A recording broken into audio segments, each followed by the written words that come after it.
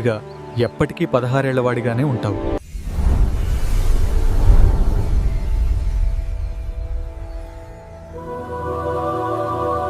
మహేశ్వర, మీ లీల అద్భుతం.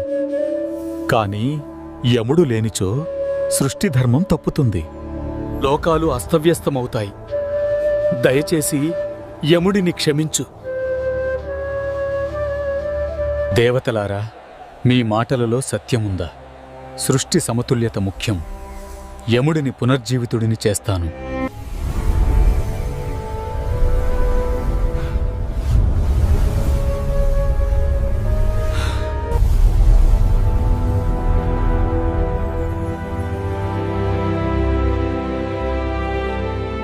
మహాదేవా, క్షమించు. నా విధి నిర్వహణలో అహంకరించాను. యమా, నీ ధర్మాన్ని నిర్వర్తించు. కానీ భక్తి శక్తిని ఎన్నడూ తక్కువ అంచనా వేయకు. మార్కండేయుడు నా శరణాగతుడు. మహేశ్వర, మృకండునికి మీరిచ్చిన వరం ప్రకారం 16 ఏళ్లకే ఆయువు తీరిన బాలుని కొరకే వచ్చాను.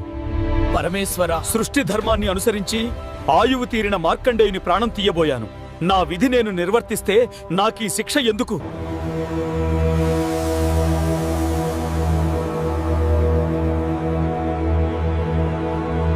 యమా, ధర్మం నీ విధి. కాని నా భక్తుడు నన్ను శరణు వేడినప్పుడు వారి రక్షణ నా ధర్మం. యమా,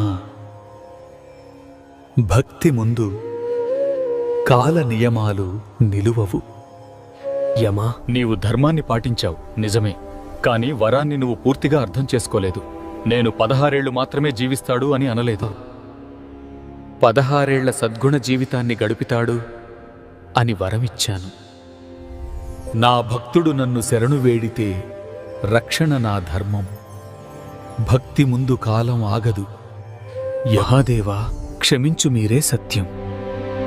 భక్తి ముందు ధర్మ సూక్ష్మాలు కూడా తలవంచాలి. యమా, నీ ధర్మాన్ని నిర్వర్తించు. కాని ఇకపై నా భక్తుల జోలికి, నన్ను శరణు వేడిన వారి జోలికి వెళ్లే ముందు భక్తి శక్తిని గుర్తుంచుకో.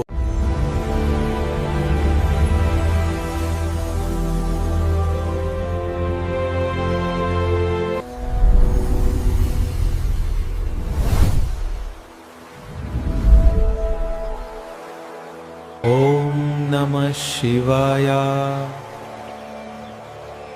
ఓం నమః శివాయ. ఇది మార్కండేయుడు తన అచంచల భక్తితో కాలాన్ని సైతం జయించిన పవిత్ర గాథ.